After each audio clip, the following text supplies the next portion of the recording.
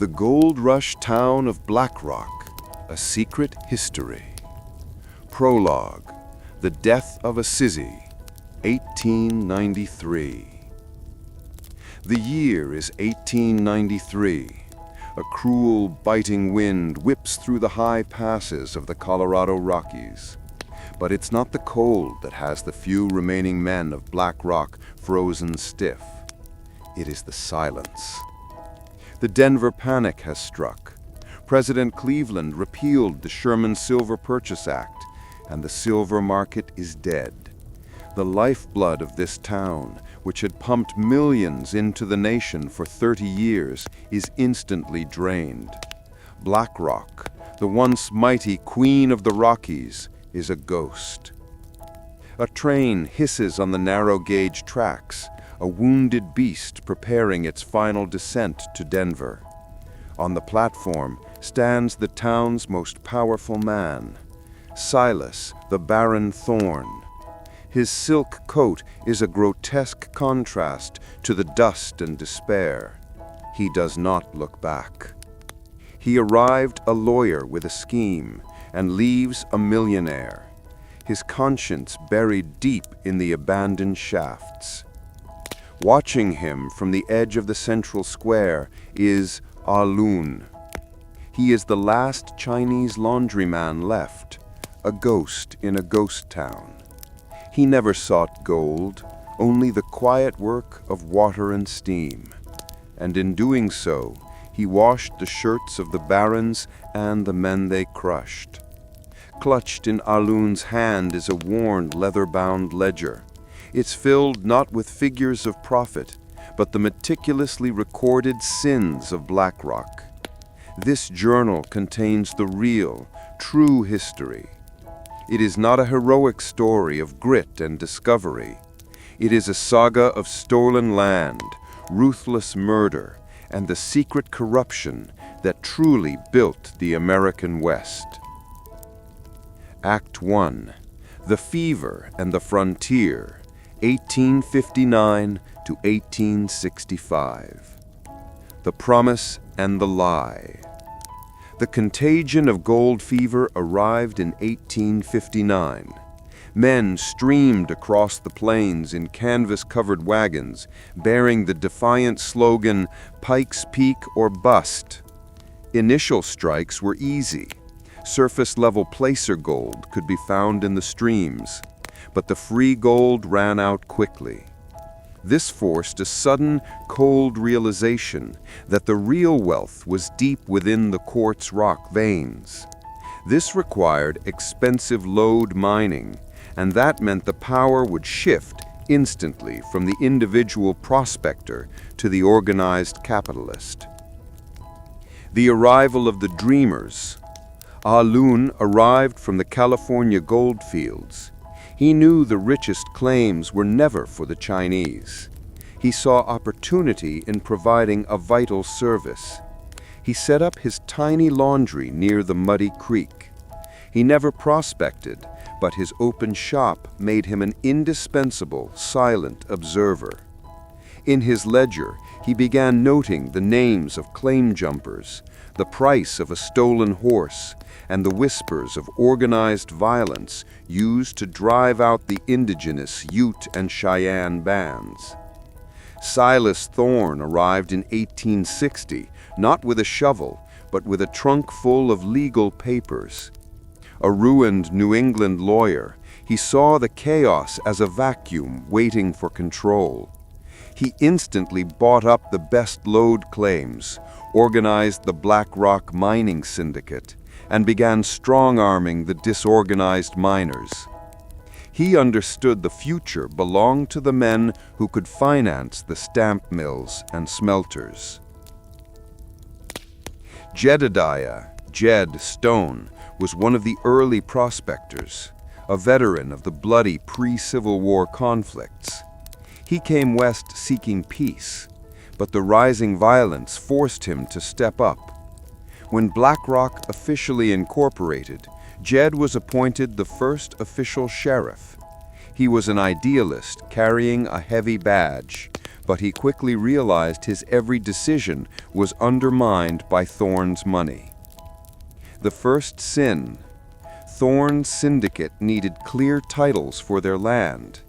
His biggest problem was a small Ute encampment near the richest lodes. The Utes held the land under unratified treaty rights. Thorne did not fight a battle. He conducted a calculated campaign of intimidation. He fabricated land disputes, used thugs to steal cattle, and exploited the settlers' general paranoia.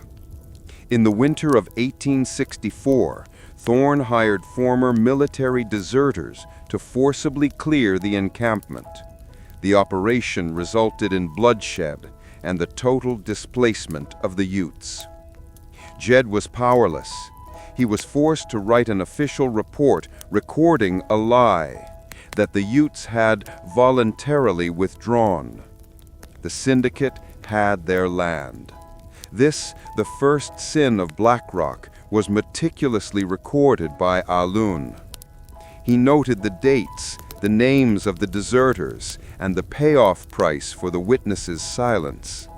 Jed and Ah-Lun shared a silent, knowing eye contact, the birth of an unspoken, covert alliance.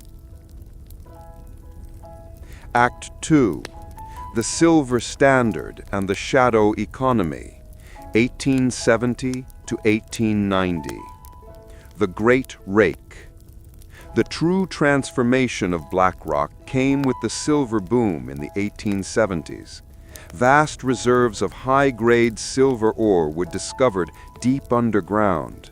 Thorne, now the Baron, owned the deepest shafts, the smelters, and the railroad. BlackRock exploded into a city of mills and mansions.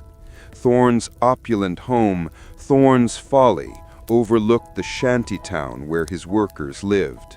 The obscene wealth disparity was incredible. Thorne wore imported English suits.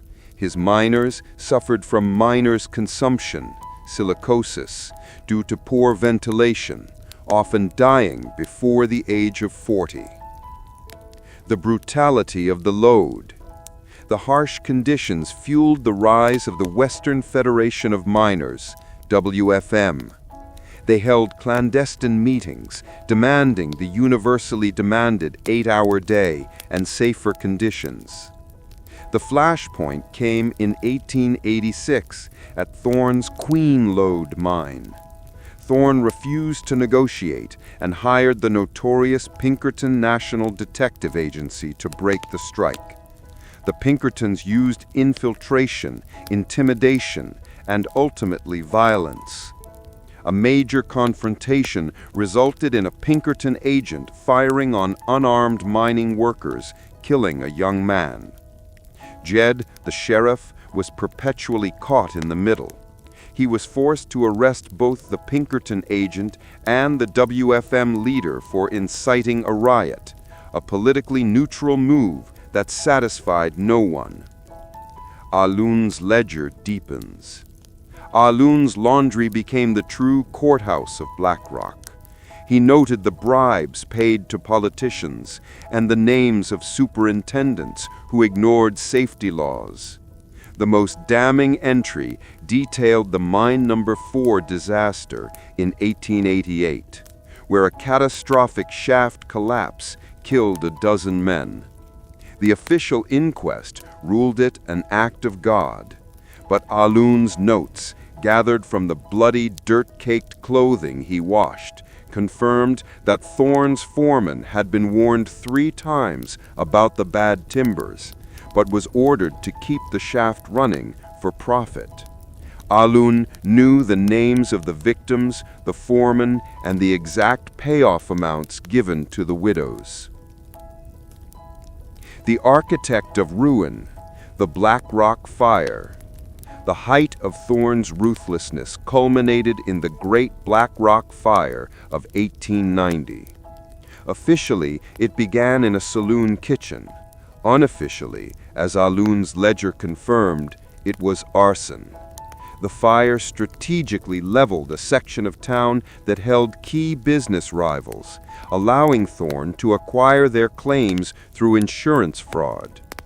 Jed was the lead investigator. He found evidence of kerosene, but every witness was threatened, paid off, or had voluntarily left town.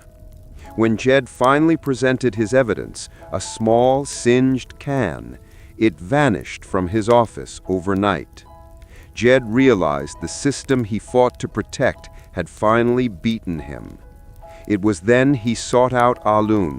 Their alliance, built on the mutual understanding of Thorne's pure avarice, was solidified in a coded message delivered with a freshly pressed shirt. The ledger is the law. The Reckoning and the Legacy, 1890 to 1893. The Collapse and the Final Betrayal. For the final 3 years of the century, Thorne desperately funded lobbyists in Washington, D.C., attempting to save the silver standard. He ignored all economic warnings. Then came the inevitable news in July 1893. The U.S. government repealed the Sherman Silver Purchase Act.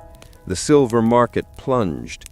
The value of Thorne's mines vanished, and the banks instantly failed. BlackRock died in a matter of days. Thorne, ever the opportunist, arranged his final betrayal. He organized a fraudulent sale of his now worthless assets to a naive consortium of Eastern investors. He planned to flee on the last train with his final, massive cash reserve before the ink dried. The ledger is the law. Ah-Lun, watching the train being prepared, knew the town's ruin was not enough. Thorne must not escape the true history he created. Knowing Thorne's men watched him, he activated his final coded communication to Jed. He wrapped the worn leather ledger, 40 years of documented corruption, in a layer of starched muslin. He secreted it inside a box of laundered linen intended for the sheriff's temporary office. The message was implicit: the book is now yours. Jed, having resigned his post, understood. He found the ledger, a staggering compilation of financial fraud, political manipulation, and the damning truth of the Ute displacement, the labor deaths, and the arson. This was not anecdotal evidence. It was the ultimate proof of a life spent in pure corruption. The final confrontation. The confrontation did not happen in a Western shootout. It took place on the isolated, high-altitude railroad platform. Jed stood alone, the wind whipping his coat. He did not carry a gun. He carried the weight of the ledger. He used Ah-Lun's information to back Thorne against the railing. Thorne was ruined not by a bullet, but by the threat of public exposure. The revelation of his decades of documented lies, compiled by a man he never even acknowledged, destroyed his credibility. Thorne, stripped of his final cash grab, could only board the last train down the mountain. He left not as a baron, but as a bankrupt, disgraced criminal. Epilogue: The Account of Truth. The story closes years later. BlackRock is a hollow shell, a true ghost town. Jed, finally at peace, lives a quiet life. He never saw Ah-Lun again. The laundryman had disappeared, his life's work complete. Ah-Lun's ledger, copied and distributed, was eventually used not in a criminal trial, but as evidence in landmark land dispute cases and labor law reforms during the Progressive Era. The true history of BlackRock, and by extension much of the American West, was finally written not by the powerful men who claimed the glory, but by the marginalized man who simply kept the accounts of the truth. The ghost of BlackRock, built on greed, finally contributed to a better, if imperfect, West.